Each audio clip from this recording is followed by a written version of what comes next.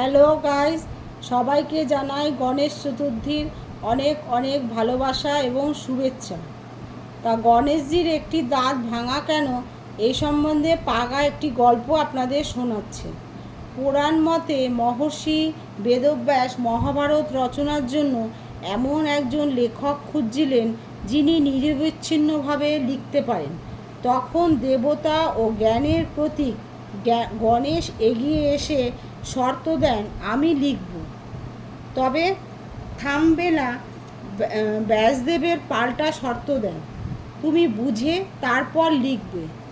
অতুলনীয় বুদ্ধি ও গতিতে গণেশজি লেখা শুরু করেন, কিন্তু হঠাৎ তার কলম ভেঙে যায়। শর্ত থামা যাবে না, তাই তিনি দ্বিধা না করে নিজের ডান দিকের দাঁত ভেঙে দেন, সেটিকেই কলম বানিয়ে লেখা চালিয়ে যান। এইভাবেই সম্পূর্ণ হয় মহাভারত।